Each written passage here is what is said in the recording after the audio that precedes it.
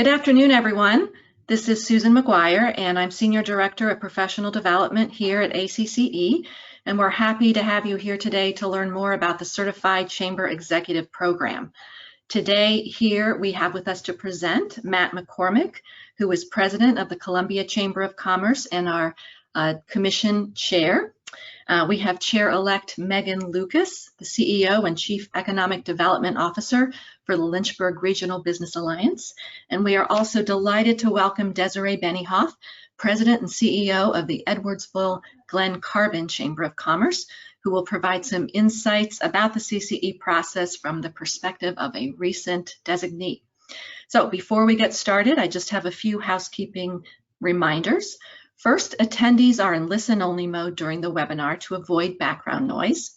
Second, after the presentation, we'll have time for questions, and you can ask those questions by typing them into the question box on the right-hand side of your webinar panel. Once we get through the presentation, I will read the questions to our panel. If we run out of time and don't get to your questions, no worries. I will have them saved and we will get back to you individually. We will also have our contact information on the last slide if you want to get in touch with any of us individually to follow up. And thirdly, I have uploaded the presentation and a number of other handouts to the webinar panel, including the CCE application and the intent to apply form. So you can go ahead and download them now. You can also download them after the webinar, since I will be saving them along with the recording. And finally, this webinar is being recorded. It will be up on our webinar page no later than Monday, October 18th. Yes. The 18th. So anyway, and I will also send out the presentation slides, the recording, and the handout to all who registered for the webinar. So at this point, I will go ahead and introduce our panelists. Our Commission Chair, Matt McCormick, is President and CEO of the Columbia Chamber of Commerce, located in Columbia, Missouri. Matt has over 20 years experience in the chamber industry and is the past chair of the Texas Chamber of Commerce Executives Board of Directors and past chairman for the Board of Regents of the Winter Institute of Organization Management for the U.S. Chamber of Commerce. He also serves as vice chair on the U.S. Chamber's Institute for Organization Management Board of Trustees. Commission Chair-elect Megan Lucas is a seasoned community and economic development professional with a career spanning more than 20 years in the states of Tennessee, Nebraska, and Virginia.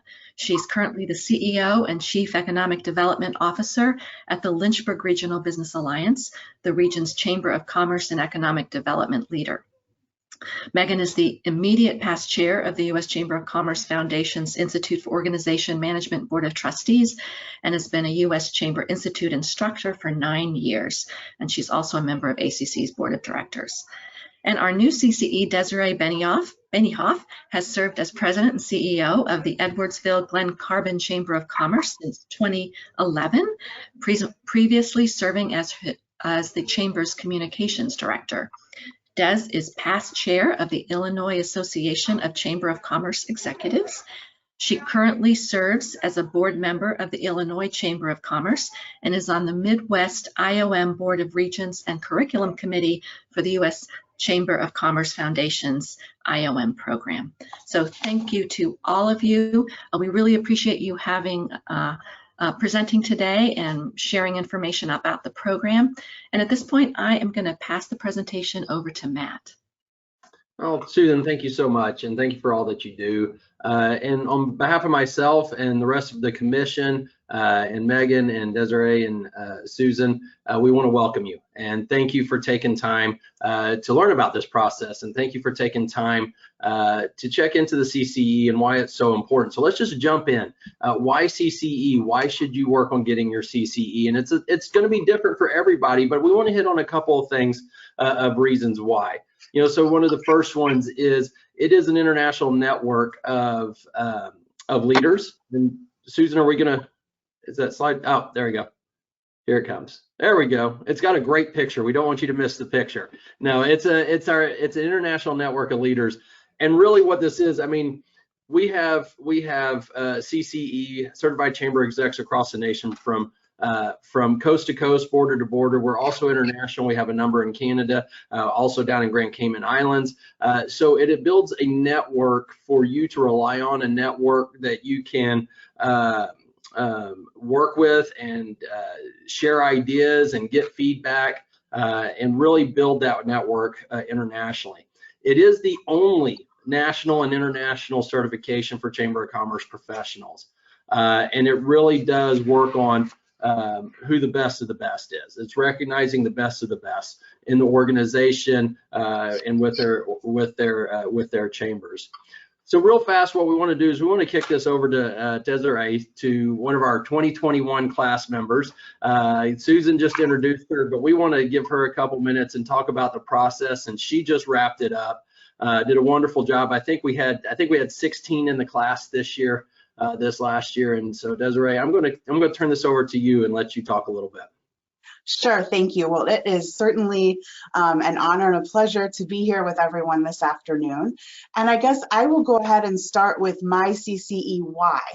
And over my last almost 13 years in this industry, I've really developed a passion, not just for professional development, but I think what naturally follows that is a passion for elevating our profession. We know that what we do every day is unique. No one else does it or probably has a clue how. And so when I finished the Institute program, CCE was at the top of my list of things to explore.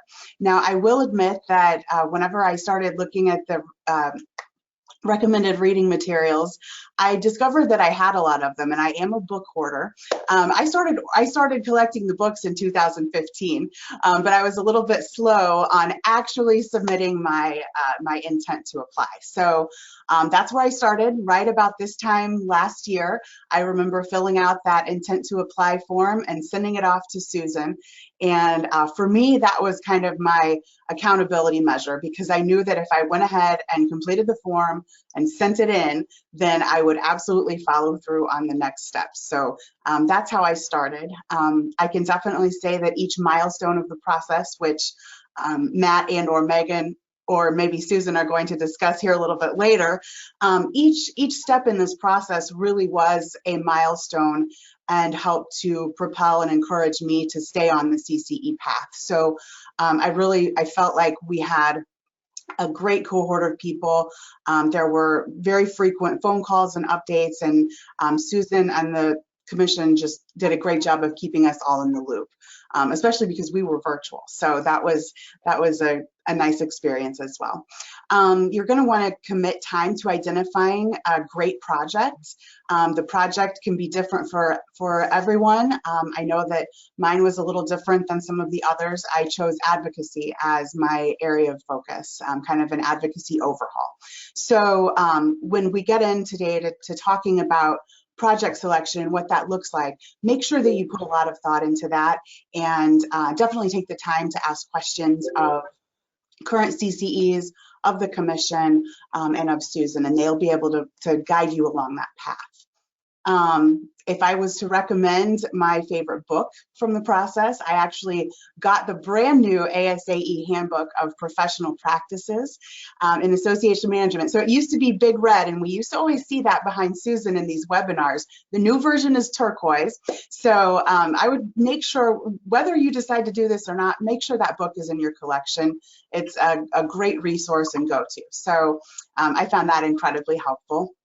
And whenever it's time to start studying for the exam, which is kind of the capstone of the process, you want to make sure that you are able to identify your area or maybe areas of weakness. So what do you know the least about? It could be finance, it could be any number of areas, but make sure you tackle that first and don't leave it until the end. That way you can feel truly prepared and confident to sit down and take the exam. And then of course, working up to that, you'll want to set aside some time each week or evening or whatever works for you and your schedule and family to study. So that's how I did it. Like I said, it was an incredibly smooth and well-organized process. I appreciate everyone helping our group along. It was just really wonderful. Susan's totally accessible, as you all probably know. And so with that, I would say just go ahead and commit to doing it. If you're on this call right now, you are here because you already love professional development, you have high standards, and you operate within a culture of excellence in your organization. So I think committing to sitting in on this webinar is definitely a big first step. And like I said, your next one needs to be getting on track with that intent to apply. Know that I think probably anyone who's gone through the process is willing to have a conversation with you, maybe serve as a mentor. So definitely check out the list of folks who are CCEs. That's what I did, and I identified 3 mentors, and one of them was in my home state, which was really handy. And that was that. So I'm going to be on for the rest of the program. So if anyone has specific questions for me, I'm happy to answer. And if not, that's all right too. Okay, back to you. Desiree, thank you so much. Appreciate you taking time to be with us today. Thank you for sharing, and most of all, congratulations again on your CCE. And I don't know about everybody else on here, but Desiree just pretty much covered the process for us, and she did it so beautifully. I mean, we could just kind of wrap this up now if we wanted to. But Desiree, that was fantastic. That was a great recap of it and how you approached the process. You did it the right way, and I think the first thing, the main thing you said there for everybody is that this is the first step right here, is being on this webinar. And so again, thank you for your time and congratulations again. And for everybody else, if you look there at the bottom of that slide where it says hear from other members of the 2021 class, you can click on that. That's a live link, and it'll take you to other stories. It'll take you to other class members from last year's or from this year's class that you can hear their story and listen to their process that they took. So let's do that. Let's jump into the process, and we're going to get down into more of the nitty gritty, if you will, more into all the details. So we're going to start. This is a top 10 list. We're going to count down backwards. So we're going to start with number 10. So number 10 is eligibility. This is one of the first questions that's always asked. How do I make sure I'm eligible for the process? As you can see there, and on the next slide, it'll talk about 6 years of senior level experience required. Some more important things, and I'm going to turn this over to Susan, let her get down into the details of it. You know, program and project management is a must, budget management, personnel supervision, and then also the direct contact with the board. That's one that we have a lot of conversations around, is you've got to have that direct contact with the board as well. So with that, Susan, I'm going to kick this over to you and let you get into the details. Great, thank you, Matt. And Desiree, thank you so much for that amazing overview. And yes, I love that new ASAE book, that teal covered one. It is awesome. Try to read a little bit from it frequently. So yes, we have the eligibility summary here on this slide. Noting eligibility determinations, there are certain types of professional experience that provide the appropriate leadership experience that you'll need to be eligible for the CCE to get a determination made. So if you don't have 6 years of senior chamber management experience, but you want to get a determination for some of those years, the important thing to do is to contact me, and contact me early. Don't wait until, you know, shortly before the CCE application deadline. We will connect and we'll go through the process, which will involve you sending me a resume and me working with Matt to make that waiver determination. So important thing is to get that to me early. We're going to move on to the next important thing to remember, which is to apply by the deadline. The deadline is January 10th, 2022, and you can find the application on our website. You can upload your completed application. You can submit your application using a link on the website as well, and you can do so with all the supporting documents. So what is included in the application? All of the basics are on this slide. The important thing to know is that you'll need to set aside a few hours or so to work through the application, to gather the documents that you'll need to include, which will include things like your chamber's strategic plans over the past several years, budgets, your resume, and more. You'll need to sort of take time to walk through your chamber history so you can fill that out. You'll also need 5 references as well, and there's an application fee. With regard to the references, you don't need to submit 5 letters or anything like that. We just need 5 people that we will connect with during the process. So that's the reference requirement. Don't hesitate to get started on that application and get a draft going. You can edit, update, and as I say later, if you get to the point where you have a draft, you have almost the required number of points, but not quite, I'm happy to walk through it with you to see if we can get you over the 175 number. All right, so the next slide is our CCE timeline. We'll dig into each of these topics a little bit more, but you can see that we have essays due on the middle of February, oral presentations due on March 23rd, and they will be virtual. And then we have the exam period from early May to early June. So at this point, for number 9, I'm going to turn things over to Megan Lucas. Take it away, Megan. I'm happy to be here. First, I want to say, Des, I love what you said about starting with the subject you're least confident in first. That really is the best advice you could give anybody. Not all of us can be as perfect as Matt McCormick is, and he excels in all areas. So unlike Matt, I have weaknesses, and I know my weaknesses, and so it's a great idea to start with your weakness first. Really master that, because that'll take a lot of the pressure off of you as you prepare for the test. And I adore Matt, and I'm just giving him a good old-fashioned ribbing because I can. But it really is great advice that Des has given you. Start with the hardest part, and for me, it's always been the financial part, and the financial part of the essay, of the exam, the process, as well as in my own organization. So they always give me, because of that, I get to talk to you about your audits. And so every organization is required to have audits and reviews. And what's really key about audits and reviews is they have to be done by a certified auditing firm, certified CPA. So if you look at this slide, all applicants must conduct yearly outside financial reviews for at least the past 3 years. Submit 2 of the most recent reviews with your application, and one of them must be an audit. You'll see where there's a difference in revenue. If you have $500,000 and below, the requirements are conduct an annual outside review by a certified financial firm and conduct an audit every 3 years. For those organizations that are larger, 100,000 and above, conduct an annual review by a certified financial firm, and that's the key, a certified financial firm, and conduct an audit every other year.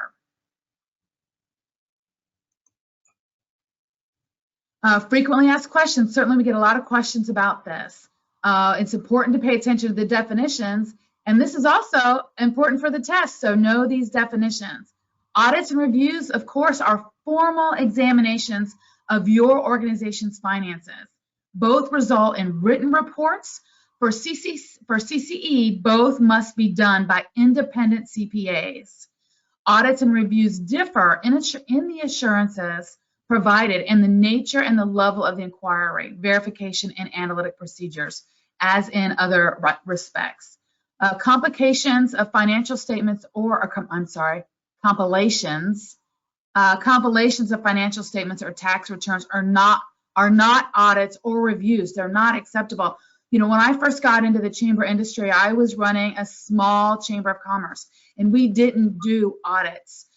We had all of our bankers on our board come together. They reviewed all of our systems, and they said to the board, the organization is in good financial shape. Well, that works, but it doesn't work when you're applying for your CCE. You have to have documentation audits from independent CPAs.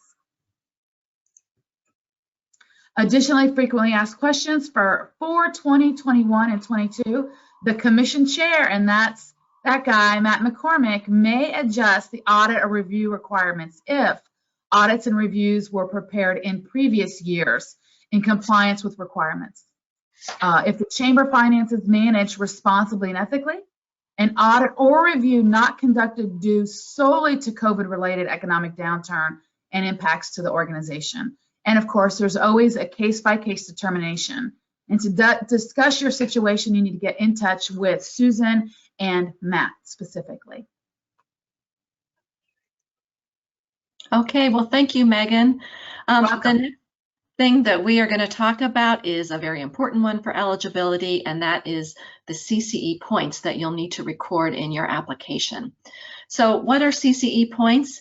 They're indications that you've participated in education, professional development, professional contributions, volunteer and leadership work, and more, showing that you have the experience and the training and the expertise to go through the CCE process successfully.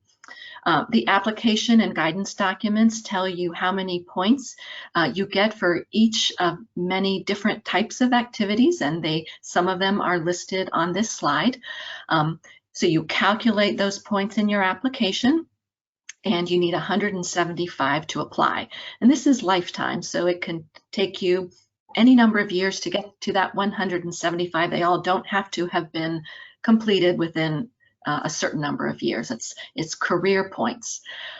So participating in many ACCE activities, such as this very webinar, or our summer convention or summit, our different regional conferences, volunteering as an ACCE mentor, or leadership in an ACCE division, all of those get points, but also you get points for many non-ACCE activities as well. So activities relating to the U.S. Chamber, your state associations, your community nonprofit boards, or chamber association boards, all of those are eligible for points.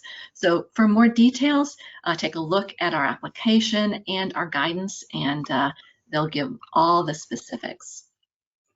So if you want to find out CCE points that you may have accrued due to ACCE activities, you can click on our ACCE member portal on the website.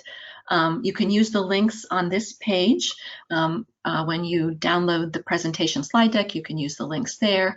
ACCE activity within the last couple years is on our ACCE website. But again, other non-ACCE activity will count as well. If you have questions about ACCE activity beyond the last couple years, you need help in gathering that together, please don't hesitate to contact me. Okay, I'm going to pass things over to Megan once again. Back to me. Well, as you know, when you look at the application, you have to complete a project. You have to do 2 essays. One of those essays, of course, is on your financial status of your organization or financial policy or procedure. But the second one is a project, an essay of your choosing.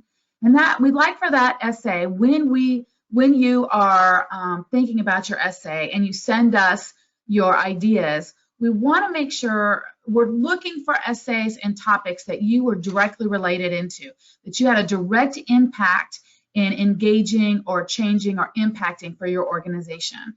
So when you think about what's my essay going to be for my project, remember that it's an essay you have to write about, and you have to have detailed knowledge of the implementation, the planning, whatever project it is. You need to be intimate with it. And that helps for 2 reasons. One, it has you writing from a position of knowledge, but it also has you prepared for when you go ahead and present to your oral presentation, you're well versed and prepared for that topic. So when thinking about a topic, it has to be a topic that you are directly engaged with in impacting your organization. You can't be a one-off. It can't be a topic of watching, I watched a coworker do X. You'll see in the slide in front of you, it has to be recent and significant. And we define that by being within 3 years. Important to the community and or the organization. And it demonstrates your professional skills, your experience, and your leadership ability. It's a you project-led project. And this is where it can be difficult, because so many of us are trained as leaders to talk about the team. Our team did this. Our team accomplished that. Our team wins. We do it great all the time. But in this scenario, it really is about your role in the project. So you'll have to get more comfortable with talking about, in my role as leadership on this project, I implemented A, B, B, C, and D. I experienced the following challenges and opportunities, and this project afforded our community for the following successes. And so that opportunity, that is really important when you're putting your essay together as well as the presentation. You have to pivot from talking about the we to the I or the me. Perfect, Megan. Thank you. And great advice there. Now, number 5, find a mentor or 2 or 3 or 4 or 5 or however many you need to help you through the process. I think you heard Des earlier say, I believe you said you had 3 mentors through the process. I think I had 4, and I know Megan had a number. But find a mentor, and why find a mentor? Well, the main reason is because they've been through this process, right? These are the people that have been through this. We have all sat through this kind of kick off this 101 process in some form or fashion, and we've been through the whole process. They're great to help you review your application, brainstorm your project that Megan was just talking about. I mean, there's a great deal of help that can be, because you do so much that sometimes it's hard to remember or hard to think of the I instead of the we, as Megan was talking about. And your mentor can help walk you through that, and what is a good project, and what was it, and asking you questions. Well, where were you intimately involved with this? Did you lead it? So they can help with that. They can review your essays. I'm a horrible writer, horrible. And my mentors helped me so much through my essay process. By telling me I was a horrible writer. No, they didn't. But they were very nice through the process and helped me kind of contain those thoughts and bring them together so that it made sense. And then they can also help you out with that presentation whenever you're getting ready for that and your exam and such. What makes great CCE mentors? I mean, where do you find those mentors? Well, there's 2 wonderful mentors on here, Megan and Desiree, and I say that wholeheartedly. They are some of the best. But you can find it, I think, as you said, you found somebody in your state that was one of your mentors. That is a great place to start. Other ACCE members, other CCEs in your state. Recent designees. So the class, you're going to see a picture of the class here in a couple minutes that have directly, there they are right there. So there's the class from 2021, I believe it was 16. And you can click on their name and drop them an email and say, hey, I'm looking at getting my CCE. I'm looking at going through this process. And, you know, I see we're both from Texas. Would you mind if I call you, or we can talk and help me mentor? So those are some great places to find CCEs. And then also the commission. You're going to, later on, you'll see the commission have access to all that information. And so there they are. Right there. And so you can click on any of those names and drop any of us, and we're more than happy to help you out. The slide before that we click through is a little more introduction. If you get time, I encourage you to click on that video, and you get to learn even more about the 2020 class and what it means to them. And you heard a little bit from Des, and now you can hear a little bit more from other class members. So if you're thinking, hey, maybe I want to reach out to somebody from the class, you know, James in Little Rock, and if, you know, I believe that's actually him there on the picture there, you can click on there and hear a little bit more about him, and even reach out to him and talk to him some about it. And like I said, reach out to us, the commissioners. We're here to help. We're here to assist, and we've all been through the process. So Susan, I'll kick us back over to you for number 4. Right. Thanks, Matt. So now I'm going to go over some of the resources that we have here at ACCE to help you through the process. And I've listed them, some of them on this slide. We have a CCE Program Toolkit in our ACCE online learning portal that contains many of the items that you'll see listed on this slide. In addition to the application, guidance, workshop recordings, we have essay and presentation guidelines, we have our recommended reading list, and we have exam preparation resources. So you can find the all of this in the URL listed on the slides. And again, we'll be posting these slides, and you'll be able to click right to that toolkit. If your chamber is not a member of ACCE or not yet a member of ACCE, you will still be able to access all of these items during the CCE process, or just get in touch with me and I will make sure that you get them. It's important to remember that the exam and the process test your career knowledge, and therefore there isn't really one single book or one checklist or one huge prep document that you can use to provide you with the answers to all of the challenges and questions that you're going to get during the process and on the exam. You have got there by the work that you've done to apply for the CCE and to get those 175 points. However, we have put together a wide variety of readings on the recommended reading list that can help you fill in the areas that you aren't as expert in, as Des was saying and Megan was saying and Matt was saying as well. The varieties are on a variety of, the readings are on a variety of subjects, including financial management, organizational leadership, diversity, equity, and inclusion, membership development, and more. So you can find that list on this link on this page or in the ACCE Program Toolkit. And two other notes about preparation. The exam and the entire program is structured around the Chamber body of knowledge, the Chamber Profession body of knowledge, which is a compilation of skills and competencies that are critical for well-qualified, well-rounded, experienced chamber leaders and managers. So we recommend that you take a look at that body of knowledge and go through it, identify those areas that you are perhaps less experienced in and that you should focus on first, and then dive in to the recommended reading resources and other ACCE resources. I wanted to highlight our ACCE resource guides, which are guides pulling together information on key subjects in the body of knowledge, and you can click on those resource guides there. So we're back to you, Matt. All right. The process, devote some time to the process. It is doable. It is very doable. If you try to take a look at it, though, as one big holistic thing to get through, it can be a little bit overwhelming. But it is a process, and you work the process. You've heard Des say this. It's the way I went through it. It's the way Megan went through it. We all, you got to take it piece by piece. And Des, you put it the best, is every step of along the way was a milestone. And approaching it that way is, okay, now it's time to do what we've been talking about. Now it's time to do by my intent to apply. Now it's time to do the reading. Now it's time to do the essay. Now, and go through that process. Set up some regular time. I know for me, whenever it came time for the test and for the reading portion of it, I wish I was as good as Megan gave me credit for earlier, but finance was my struggle too, and that's where I spent a lot of my time. I actually took every Wednesday for quite a few weeks, every Wednesday afternoon from 1 to 5 on Wednesday, and I would either close my door at the office, or I even would head home and I would read and go through that. And I learned.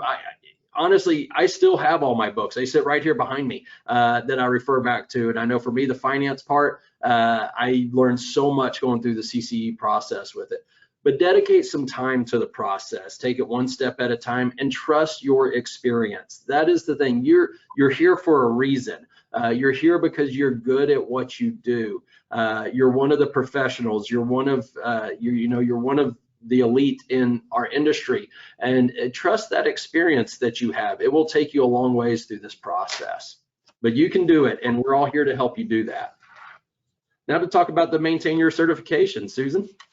Okay, so once you have your certification, you will be encouraged to maintain it through regular professional development and contributions to the chamber profession. And this slide, it contains a summary of the requirements for maintaining your CCE. First, there's a designation fee that is due shortly after you receive the CCE, after you've completed successfully the exam. And then over the next 5 years, you'll need to earn at least 15 professional development points every 5 years, and then you'll report those to us to maintain your certification. We'll send you a notice and an invoice for the maintenance fee and for you to report back to us those 15 points. So that is the maintenance program. If you have questions about any of what we have talked about, please don't hesitate to get in touch. here's my contact information. I'm happy to chat with you. I look forward to connecting with all of you with any of your questions. As I mentioned in the beginning, I'm also happy to walk through a draft application with you. I would really encourage you to download that application, start filling it out, see where you are. If you're close but not quite there, I'm happy to review it with you and see if we can make sure that you get every point to which you're entitled to. And if you're not quite there yet, I'll help you map out a plan for you to get there. Our website also contains all of the information you see and much more. So, are you ready to join our community of CCEs? We really hope you are. If so, please complete and send me an intent to apply form. It's just a one-page form. It lets us know that you're intending to become a member of the class of 2022 so that we can make sure we have the staff and resources lined up to make sure you have a smooth experience. So you can fill out that form, even before you're done with the application and pulling everything together, just to let us know that you're out there, and we will be ready to help you navigate the process successfully. The form is on the webinar panel, and it's on our website, and it's linked to this slide, and it's everywhere, but we'd appreciate if you could let us know if you are ready. So that is our presentation for today, and at this point I would be happy to read questions to the panel that you may have, and to ask your questions, go ahead and type them in to the question box on the webinar panel, and I'll read them out to Matt and Megan and Desiree. And while we're waiting for questions, I want to correct one thing I said earlier that's been bugging me. The recording will be ready on Monday the 11th, not Monday the 18th, so sooner than I had said before. All right. Let's see. I don't see any questions. But so if you have anything, if anything comes to mind, oh, there is one. What was the book Desiree mentioned? It was the I'm not going to get the title right, Des. It's like the ASAE guide. Oh, she'll show right there.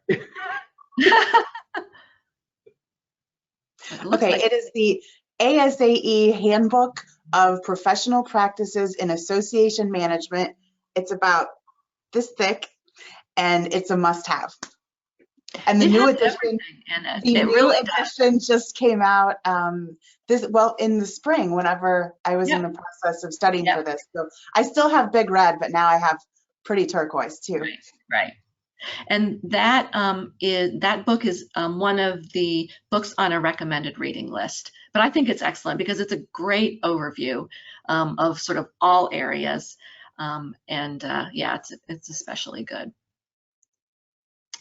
Two of my other favorites, I know the Kyle Sexton book, Remembership, is on the list of recommended readings. And as I always admire Matt's poster behind his head there, that's a Kyle Sexton poster. But anyway, that's a really helpful one. It talks about generally just innovation in our industry, rethinking how we think about membership and our own structures.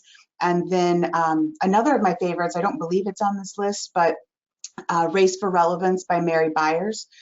She just did an update, kind of a 10-year update to the original book. And I find that incredibly helpful just from an innovation standpoint. Let's not get stagnant and stale and keep doing things the way that we always have. So I would, if I was going to add one more into the mix, I would recommend that everyone has that one on their bookshelves as well.